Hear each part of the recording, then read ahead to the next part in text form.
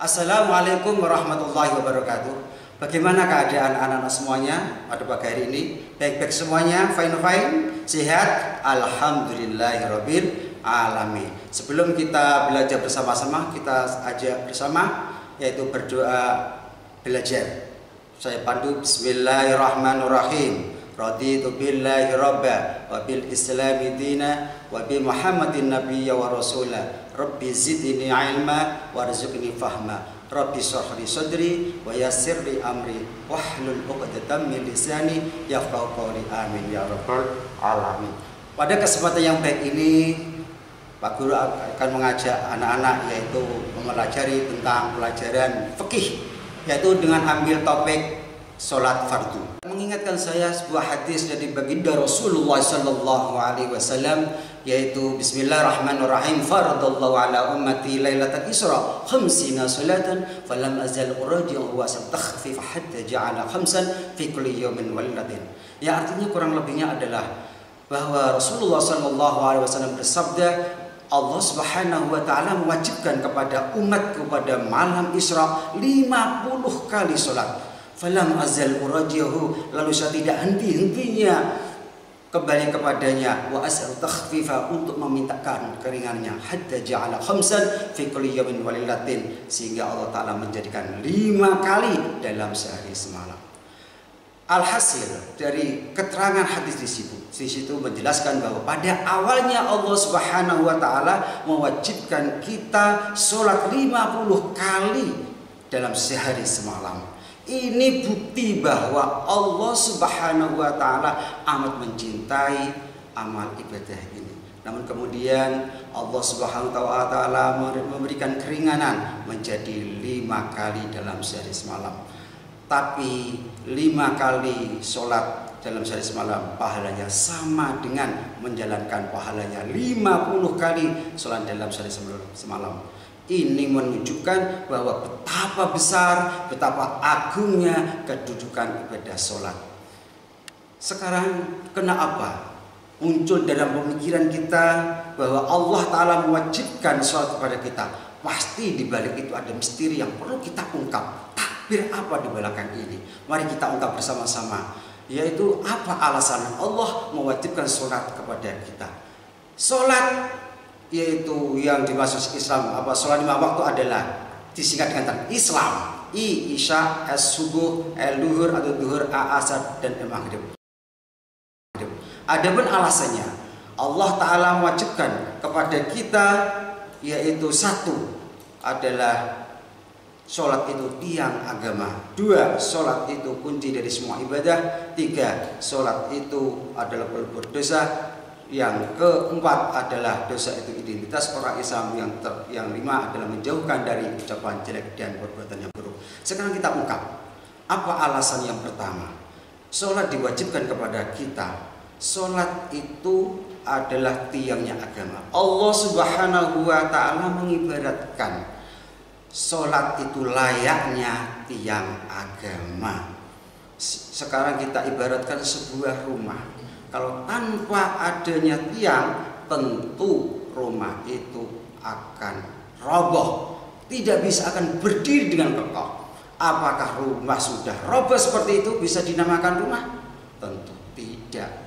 Alasan yang kedua, Allah Subhanahu wa taala mewajibkan kepada kita, yaitu sholat itu kunci dari semua ibadah. Miftahun min kulli ibadatin.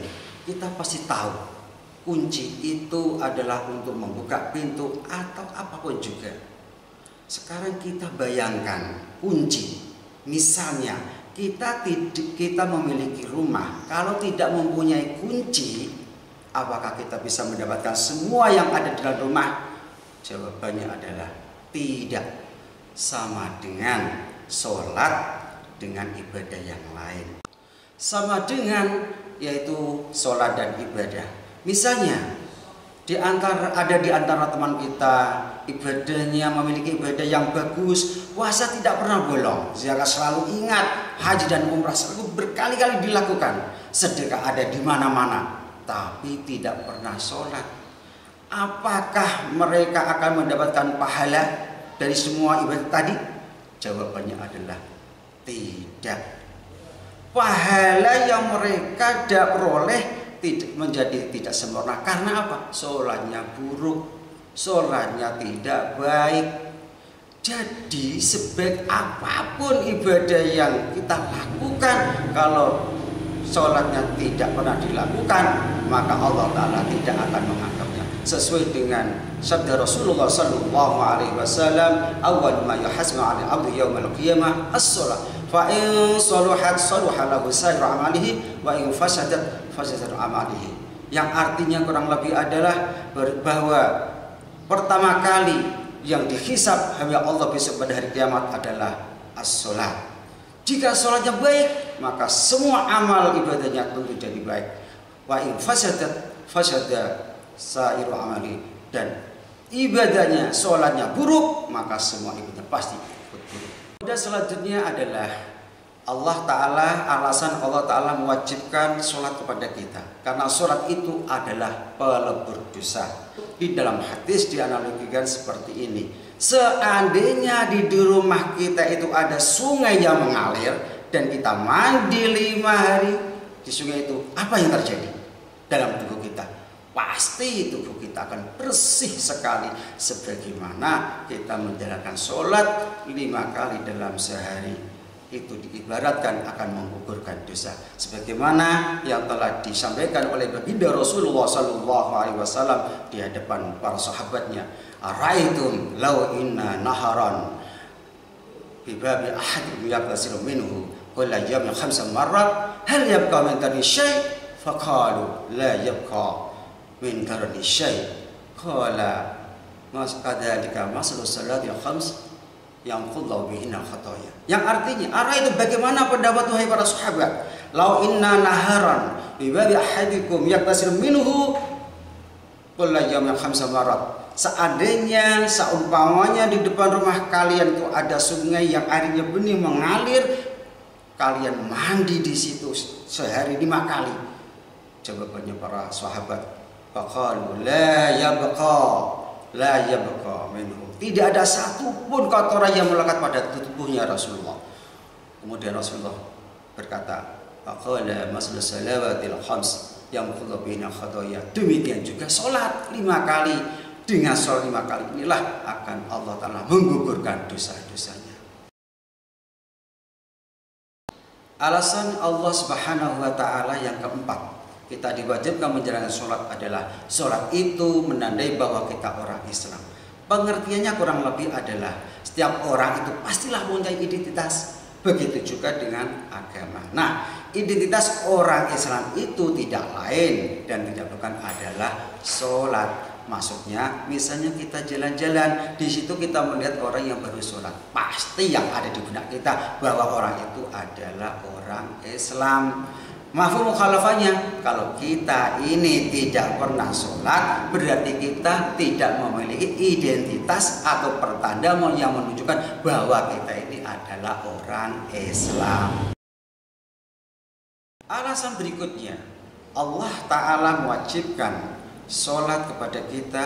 Yang kelima adalah sholat itu kunci surga, sebagaimana yang disabdakan Rasulullah dari An-Mujahid an Jabir bin Abdullah radhiyallahu anhu qala Rasulullah sallallahu alaihi wasallam miftahul jannah as-shalah wa miftahus shalah al-wudu. Yang artinya bahwa kuncinya surga itu adalah sholat dan kuncinya sholat adalah wudu suci. Jadi kalau kita tidak menjalankan sholat, berarti kita tidak mempunyai kunci untuk membuka pintu surga. Kalau gitu, mana mungkin kita bisa masuk surga? Mimpi kali ini. Yang terakhir adalah Allah Ta'ala mewajibkan sholat kepada kita. Alasannya adalah sholat itu menjauhkan kita dari ucapan yang jelek dan perbuatan yang buruk atau jahat. Kita mungkin sering membaca ayat-ayat suci Al-Quran atau bahkan sampai mendengar bahwa sholat itu bisa mencegah dari perbuatan yang buruk dan kemungkaran.